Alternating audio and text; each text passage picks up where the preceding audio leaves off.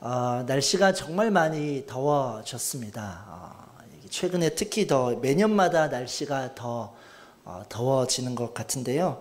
이 해가 아주 뜨겁고 또 강한 오후에는 길을 걸으면서 이렇게 숨이 턱 막히는 것 같은 그런 느낌을 또 경험해 보셨을 것 같습니다. 우리가 길을 걸어갈 때 저도 이제 최근에 이렇게 뜨거운 태양 아래에서 길을 걸어갈 때 자연스럽게 찾게 되는 것이 그늘입니다. 그늘. 작은 그늘 하나만 있어도 그 그늘에 잠시만 이렇게 들어가 있어도 아유 잠시 살겠다 이런 생각이 저희들에게 들 때가 있습니다. 이렇게 너무 신기한 것이 그 그늘 안에 잠깐만 들어가 있어도 안도감이 들고 또 그냥 여기 머물고 싶은 그런 마음이 들게 될 때가 있습니다.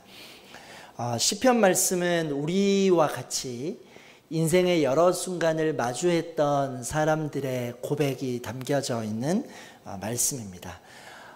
답답하고 숨이 막히는 것 같은 그러한 현실 속에서도 또 어려운 삶의 한복판에서도 하나님을 바라보며 믿음으로 나아갔던 그 사람들의 노래와 또 고백이 바로 시편의 이야기인 것입니다. 하버드 대학교에서 약 80년간 오랜 기간 동안 진행했던 한 연구가 있다고 합니다. 삶의 질에 대한 연구인데요. 이 연구에서 다루고 있는 가장 중요한 사실이 하나가 있다고 합니다. 자막 한번 띄워주시면 사람이 우리가 살아갈 때 무엇을 바라보고 또 기대하는가에 따라서 우리의 삶의 질이 달라지게 된다.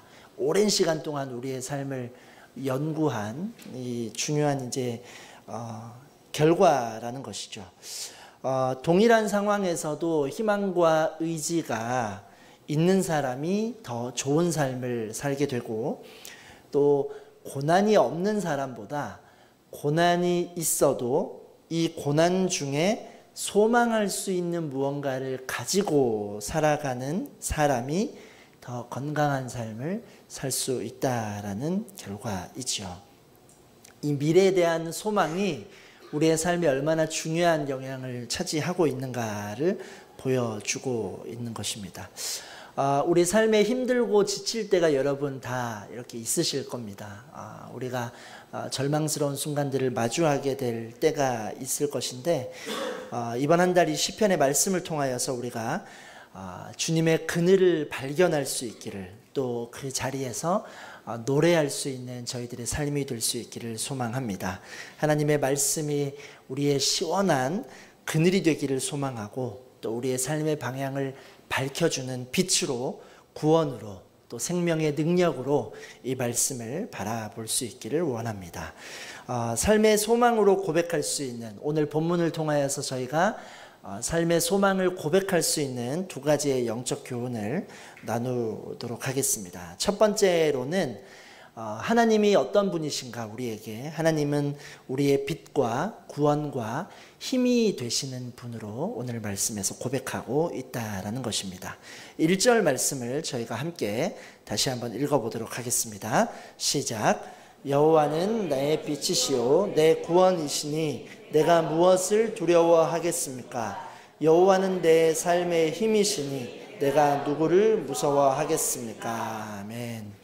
오늘 본문의 이 시인은 다윗은 지금 하나님을 어떻게 고백하고 있습니까? 하나님을 빛이라 고백하고 있으며 하나님을 구원이라고 그리고 하나님이 나의 힘이 되신다라고 고백하고 있습니다.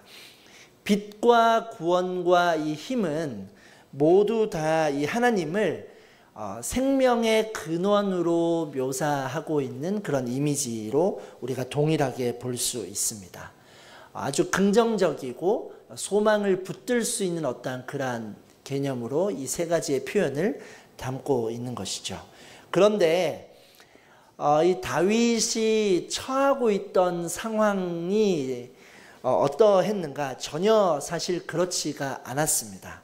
우리가 아까 2절 말씀을 읽었는데 2절에 보면 악한 사람들이 나를 공격하고 있고 또 나의 원수들이 나의 적들이 내 살을 뜯어 먹으려고 나를 덮치려 한다라는 표현을 쓰고 있고, 3절 말씀에서도 군대가 나를 향해 진을 쳐는 것처럼 이렇게 어떻게 해야 될지 모르는 깜깜하고 암울한 상황을 마주하고 있는 것이 바로 지금 이 시인의 상황이라는 것이죠.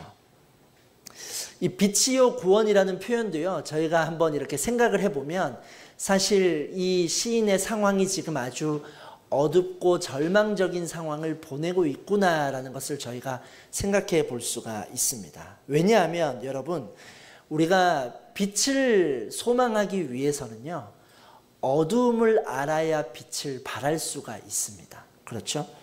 우리가 절망에 대해서 절망을 알 때 구원에 대해서도 온전히 우리가 발할 수 있습니다. 그러니까 어두움을 모르면 이 빛이 우리에게 왜 필요한지, 이 빛이 어떤 의미가 있는지를 온전하게 누릴 수가 없다라는 것이죠. 요즘에 날씨가 정말 덥지 않습니까? 우리가 가장 소망하는 곳이 시원한 곳이잖아요. 그런데 이 시원한 느낌과 시원한 바람을 우리가 온전히 알려면 먼저 알아야 되는 것이 더위입니다. 더위를 알아야 시원한 것을 온전하게 누릴 수 있는 것이죠. 아무리 우리가 시원하다 한들 이 더위를 우리가 모른 채 이 바람을 마주한다면 이것은 온전한 우리의 어떤 시원함을 다 안다라고 이야기하기에는 어려움이 있다라는 것입니다. 저희 집에 아이들이 요즘에 아이스크림을 사달라고 하루에도 5번 이상씩 저희들에게 그렇게 이야기를 합니다. 그런데 이 아이들이 아이스크림을 사달라고 할 때는 시원한 공간, 시원한 실내에서는 그런 이야기를 잘 하지 않습니다. 그러니까 아주 무더운 야외에 있을 때 이런 이야기를 자주 합니다. 내가 지금 시원한 곳에 있으면 상대적으로 이 시원한 것에 대해서 갈망하지 않게 되는 것인데, 지금 이 다윗의 상황이 어떠한가? 빛이요 구원이시다라고 고백하는 것은 사실 그만큼 이 다윗이 지금 깜깜한 어두움 속에 헤어나오기 어려운 절망 가운데에 이 다윗이 지금 상황 가운데 있다라는 것이죠. 여러 모양의 대적이 있고 악인과 원수와 군대가 다윗을 잡으려고 득달같이 달려드는 상황이라는 것입니다. 꼼짝도 못하고 숨도 편히 쉴 수 없는 그러한 상황 가운데 머무르고 있는 이 다윗이, 또 주변에 있는 사람들이 다윗을 그냥 공격하겠습니까? 거짓을 말하고 진실을 왜곡하며 여러 가지 수단과 방법을 가리지 않으며 이 다윗을 지금 힘겹게 하고 있다라는 것입니다. 그런데 이 다윗의 고백이 전혀 어울리지 않는 고백을 하는 것이죠. 여호와가 나의 빛이시요 하나님이 나의 구원이시니 내가 누구를 두려워하겠습니까? 라는 어울리지 않는 고백을 하고 있습니다. 3절 말씀에도 내가 담대할 것입니다. 현실이 어렵지만 이 빛이 어두움을 몰아내듯이 하나님이 함께 하시면 이러한 상황들에서 우리가 또 온전히 주님을 바라볼 수 있을 것이라는 고백을 다윗이 하고 있는 것입니다. 우리의 인생에서 여러 어려움과 위협을 우리가 마주할 때가 있습니다. 우리의 몸과 마음을 힘겹게 하는 사람들이 있는 것 같고, 또 눈앞에 여러 상황들이 우리를 정말로 말로 표현할 수 없을 정도로 힘겹고 또 절망스러운 상황들로 우리가 바라보게 하고, 또 모든 문제가 나를 에워싸고 있는 것 같아서 내가 앞으로 어떻게 살아가야 하나라는 이러한 고민들을 우리가 하게 될 때가 있습니다. 그런데 오늘 이 1절의 고백을 통하여서 우리가 다윗의 모습을 통하여 우리가 볼 수 있는 중요한 것은 다윗의 상황보다 다윗이 하나님을 어떻게 바라보고 있는가를 우리가 보는 것처럼 우리의 삶에 우리의 문제보다 더 중요한 것이 있다면 그것은 지금 나의 이 상황을 우리가 누구와 함께 마주하고 있는가를 돌아봐야 하는 것입니다. 지금 내 삶에서 우리가 하나님을 어떻게 인식하고 하나님을 어떻게 바라봐야 하는지에 대한 중요한 질문을 저희들에게 주고 있는 것이죠. 우리가 만약에 하나님을 두려운 심판자로 또 우리에게 징계를 주시는 분으로 본다면, 우리가 하나님을 그렇게 인식한다면 우리가 어떻게 반응하게 되겠습니까? 숨을 수밖에 없는 것입니다. 두려워하고 숨을 수밖에 없는, 내 삶에 일어나는 모든 문제들이 나의 어떠한 잘못과 나의 어떠한 여러 가지 결과로 인한 것임을, 하나님을 그러한 하나님으로 우리가 바라본다면 이런 상황 가운데 우리는 절망할 수밖에 없고 숨을 수밖에 없겠죠. 하나님이 나의 행위에 따라서 그냥 갚으시는 분으로만 인식한다면 우리는 늘 긴장하고 염려할 수밖에 없다라는 것입니다. 그런데 하나님을 우리가 우리의 구원자요, 우리의 보호자로 인식하게 된다면 우리는 오늘 이 다윗의 고백처럼 빛을 소망하고 구원을 바라보며 담대하게 살아갈 수 있다라는 것입니다. 실제로 우리가 이 하나님을 어떻게 인식하고 있는가가 우리의 삶에 여러분 아주 중요한 주제가 됨을 보게 됩니다. 제가 저희 자녀들의 모습을 보면서도 그런 것들을 느낍니다. 저희 집에 이제 남자아이가 셋이 있다 보니 주로 이 아이들과 몸으로 같이 놀거나 또 같이 운동을 하고 뛰어노는 사람이 이제 제가 그 역할을 거의 해야 되는 경우가 많습니다. 그러면 이 자녀들이 저를 바라볼 때 저를 어떠한 캐릭터로 바라보는가, 어떠한 존재로 인식하는가, 그냥 같이 놀아주는 사람, 같이 운동하는 사람, 재미있게 그래도 같이 뛰어주는 사람, 뭐 게임하는 사람, 이런 이미지가 이 아이들에게 지금 있다는 것이죠. 근데 이제 이러한 인식이 있을 때 저를 어떻게 바라보는가, 항상 기대하는 바가 있다라는 것입니다. 제가 그냥 일단 등장하면 제가 뭐 아주 타고나게 재미있는 사람이 아니어도 항상 뭔가를 하면서 같이 시간을 보내고 그 아이들과 즐거운 시간을 보내려고 애를 쓰기 때문에 이 아이들이 저를 볼 때마다 기대하는 바가 있다라는 것이죠. 아빠가 오늘은 어떤 놀이를 같이 할 것인가? 아빠가 오늘은 또 어떤 재미있는 일을 일어나게 해줄 것인가? 근데 제가 이 기대를 매번 채워줄 수 있겠습니까? 그렇지는 못하죠. 제가 일이 있거나 또 저녁에 집에 머물러도 중요한 또 일이나 사역들이 있으면은 같이 놀아주지 못할 때가 많이 있습니다. 그런데 중요한 것은 제가 그렇게 이 아이들에게 지금은 안 될 것 같아, 미안해 라고 이야기를 해도 이 아이들이 그 순간에 아빠의 그 이야기를 듣고 절망하거나 아빠가 나를 버리셨다, 아빠가 나를 사랑하지 않는다, 이렇게 말하지 않는다라는 것입니다. 아쉬워할 수는 있지만 저에 대한 인식과 저에 대한 신뢰가 있기 때문에 지금은 아니어도 아빠는 또 다음에 우리에게 재미를 주고 즐거운 시간들로 함께 하실 것이라는 그러한 고백이 그들에게 있다라는 것입니다. 현재의 그들의 상황보다 그 함께하고 있는 그 대상과 그 존재에 대한 인식이 더 중요하다라는 것을 보게 되는 것이죠. 상담 이론 중에 인지 이론이라는 개념이 있는데 그 내용도 비슷합니다. 자막을 한번 띄워주시면, 인간의 감정과 행동은, 우리의 감정과 행동은 사건 그 자체로 인한 것이라기보다는 그 사건에 대한 인지, 해석에 의해서 결정될 수 있다라고 말하는 이론이 있습니다. 그러니까 이런 것이죠. 같은 실패를 겪어도 누군가는 낙심하고 포기합니다. 그러니까 나는 역시 안 된다, 나는 가치가 없는 사람이다, 이렇게 말하면서 포기하는 사람이 있는가 하면, 또 어떤 사람은 똑같은 실패를 경험해도 이 실패를 통해 내가 무엇을 바라볼 수 있으며 무엇을 배울 수 있는가라는 생각들을 해보게 된다라는 것이죠. 오늘의 이 본문에서의 다윗의 상황은 누구나 마주할 수 있는, 어쩌면 다른 사람들보다 더 절망스럽고 힘겨운 상황 가운데에 있지만 다윗은 하나님을 어떻게 바라보고 인식하고 있는가, 하나님이 우리의 빛이시며 우리의 구원이시고 우리의 힘이라는 고백으로 바라보며 있습니다. 그리고 그 하나님을 의지할 때에 내가 누구를 두려워하겠습니까? 담대하게 믿음으로 선포하며 나아갈 수 있는 것이죠. 그가 어떻게 이러한 확신을 가질 수 있는가? 그동안의 그 수많은 전쟁터에서 만났던 하나님, 자신의 삶을 인도하시고 자신과 함께 하셨던 그 하나님을 떠올려 볼 때에 지금의 내 상황은 절망적이지만 여전히 하나님은 나의 빛이 되시고 나의 구원이 되시고 나의 소망이 되신다라는 사실을 담대하게 이야기하는 것입니다. 여러분, 하나님이 우리의 빛이 되시는 줄로 믿습니다. 하나님이 우리의 구원이 되시는 줄로 믿습니다. 이 고백은요, 우리의 혼란과 어두움을 몰아내고 우리의 삶을 밝히시는 분이 바로 하나님이심을 고백하는 것입니다. 우리의 위기와 절망에서 우리를 끌어올리시고 우리를 회복시키시는 구원이 되시는 분이 바로 하나님이시라는 사실을 우리가 고백하는 것입니다. 오늘 이 다윗의 고백이 우리에게도 있을 수 있기를 원합니다.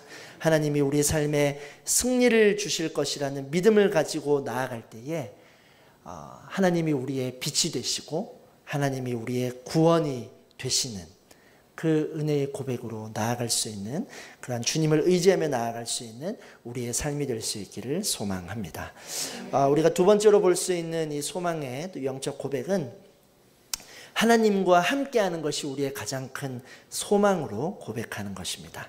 4절 말씀을 우리가 함께 읽도록 하겠습니다. 시작. 한 가지 내가 여호와에게 바라는 것이 있으니 내가 찾는 것은 이것입니다. 내가 평생 여호와의 집에 있어 여호와의 아름다움을 바라보고 주의 성전에서 여쭙는 것입니다. 아멘.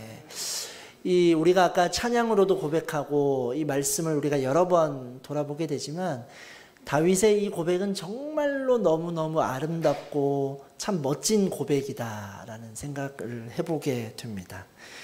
한 가지 내가 소망하는 것이 있는데 그것이 바로 평생 여호와의 집에서 하나님의 아름다움을 바라보며 주께 여쭙는 것, 묵상하는 것입니다 라는 이 고백이 저도 늘 또 알고 있었던 말씀이지만 이번 한 주 말씀을 묵상하면서 다윗의 이 상황에서 어떻게 이런 고백을 할 수 있는가라는 참 대단한 그 믿음의 걸음을 다시 한번 보게 되는 것이죠.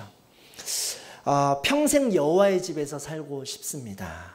그러나 이 다윗의 고백이요, 단순히 어떤 종교적인 장소와 또 어떤 특정한 위치에 머물고 싶다라는 제한적인 의미만을 이야기하는 것이 아니라는 것을 저희가 조금 더 주목해 봐야 합니다. 당시에 성전이 예루살렘에만 있었습니다. 그렇다면 이 고백을, 이 다윗의 멋진 고백을 다윗 외에 다른 사람들이 또 하려면 늘 예루살렘 성전에 있을 때에만 안전하고 평안하다는 고백이 되는 것인가? 이 원리라면 모두가 예루살렘으로 가야 하는 것인가? 이렇게 생각해 볼 수 있는데 이 여호와의 집에 대한 또 구체적인 내용이 5절 말씀까지 저희가 함께 살펴볼 수 있습니다. 5절 말씀을 같이 한번 읽어보도록 하겠습니다. 시작. 고통스러운 날에 주께서 나를 그 장막에 숨겨주실 것이요 그 천막의 은밀한 곳에 나를 숨겨주실 것입니다. 나를 바위 위에 높이 세워주실 것입니다. 5절 말씀을 잠깐 띄워주시면 장막이나 천막이나 바위나 모두 다 하나님의 이 보호하심을 담고 있는 상징적인 이미지를 표현하는데 여기서 우리가 주목할 것은 장막과 천막이 같은 지금 구절에서 나란히 등장하고 있다는 것입니다. 하나님이 계시고 하나님이 머무르시는 장막, 그리고 광야 생활을 하면서 그들이 머물렀던 천막, 그러니까 자신들의 거처가 되는 곳이 천막이고 하나님의 거처가 되는 곳이 장막인데 이 장막과 거처가 지금 나란히 등장하고 있다라는 것입니다. 분리되고 있지 않다라는 거예요. 이것이 어떤 의미 있는가? 시인의 다윗의 이스라엘 백성들의 거처였던 이 천막이 곧 하나님이 거하시는 장막이 된다면 이것만큼의 더 확실한 보호가 어디 있겠습니까? 라는 의미를 다윗이 함께 담고 있는 것입니다. 하나님이 나의 삶에 함께 하시고 하나님이 임재하시는 그곳이 내가 살아가는 그곳이라면 그곳이 평생에 내가 여호와의 집에서 하나님이 함께 하시는 곳에서 우리가 함께 머무르며 같이 나아갈 수 있다는 그 의미가 담겨져 있는 고백이라는 것이죠. 여러분, 비바람이 몰아치고 거센 바람이 불어도 견고한 집 안에 있으면 아무런 염려와 걱정이 없다는 것을 우리가 잘 알고 있습니다. 다윗이 지금 적들의 엄청난 공격을 받고 있어도 그가 이렇게 두려워하지 않고 태어날 수 있는 것은 그가 지금 여호와의 집 안에, 하나님의 임재 안에 온전히 머무르고 있기 때문에 그가 이런 담대한 고백을 할 수 있다라는 것이죠. 그가 이것을 알기에 내 평생에 한 가지를 구하는 것입니다. 여호와의 집에서 평생 있고 싶습니다. 하나님의 임재 안에서 영원히 있고 싶습니다라는 그 고백을 다윗이 지금 하고 있는 것이죠. 지난주에 김성욱 목사님이 오셔서 말씀을 전해 주실 때 안전지대에 대한 언급을 이렇게 하셨습니다. 우리 인간이 누구나 위기와 불안을 느낄 때에 본능적으로 찾게 되는 안전지대가 있다, 안전기지가 있다라는 것입니다. 어린아이가 낯선 곳을 가서 아무리 낯설고 새로운 일을 마주하게 되더라도 그 긴장과 불안 속에서 가장 늘 먼저 찾게 되는 곳이 바로 엄마의 품속, 엄마의 존재이지 않습니까? 이렇게 본능적으로 심리적인 안식처를 찾게 된다는 것입니다. 그리고 이렇게 안전한 애착을 형성한 이 아이는 엄마가 함께 있을 때에 두려움이 아니라 늘 신뢰함으로 세상을 바라볼 수 있다라는 것이죠. 우리 성인들도 마찬가지입니다, 여러분. 우리 마음 가운데 기본적으로 찾게 되는 안식처가 있다라는 것입니다. 저도 저의 부모님으로부터 어린 시절 쭉 이렇게 신앙을 보고 배우며 자라왔는데 이 믿음이라는 것이 참 신기하고 놀라운 것이 이 두 분의 안식처로 생각했던 그 공간을 저도 이렇게 성장하고 자라면서 동일하게 바라보고 있구나라는 것을 참 보게 됩니다. 어려운 일이 있을 때 저희 부모님은 밤이 되면 늘 교회에 가서 이렇게 기도를 하셨습니다. 또 가정에 힘겨운 일이 있을 때는 혼자 이렇게 교회에 가셔서 말씀을 소리내어서 읽으셨습니다. 일부러 이렇게 더 소리내어서. 제가 어릴 때 저희 어머니, 저희 아버지가 같이 가자라고 하면 그 옆에 그냥 가만히 앉아 있을 때가 있었는데 그때를 생각해 보면은 그 순간에는 참 제가 싫었거든요. 그 순간이. 그러니까 왜 따라와야 하는지, 내가 왜 지금 여기 있어야 하는지, 그 지금 상황을 제가 온전히 헤아리지 못했기에 그 시간이 참 반갑지 않았는데 시간이 지나서 제가 그 시간이 되어 보니 저에게도 힘겨운 시간이 있거나 기도의 제목들이 있을 때 또 밤에 하나님을 찾기도 하고 말씀을 소리내어 읽으면서 내가 하나님을 바라볼 수 있는 안전한 기지의 공간을 이렇게 바라보고 있구나라는 생각들을 해보게 됩니다. 다윗이 하나님 안에 있을 때를 자신의 안전기지로 지금 바라보고 있습니다. 평생의 여호와의 집에서 하나님과 함께하고 싶다는 이 다윗의 고백, 그리고 고통스러운 날에도 주께서 나를 그 장막에 숨겨주실 것이라는 이 믿음의 고백은 하나님만이 나의 안전한 기지가 되시는 분이십니다라는 내면의 고백을 담고 있는 노래가 된다라는 것이죠. 여러분, 우리가 하나님을 안전한 기지로, 안전한 공간으로, 안전한 안식처로 바라보고 계시는지요? 지금 여러분들의 대답을 모두 우리가 들을 수는 없지만 제가 잠시 이렇게 한 두세 가지 질문을 한번 드려보려고 합니다. 그러면 여러분들이 마음으로 이렇게 돌아보시면서 오늘 말씀을 마무리하려고 합니다. 첫 번째 질문은 요즘에 나를 가장 두렵게 하는 것이 무엇인가? 질병이 될 수도 있고 경제적인 어려움이 될 수도 있고 불확실한 미래가 있을 수 있습니다. 여러분들 한 가지씩 이렇게 떠오르시는 장면이 있으실 텐데요. 두 번째 질문은 이러한 두려움 앞에서 내가 지금 찾고 있는 피난처가 어디인가 한번 생각해 보시면 좋겠습니다.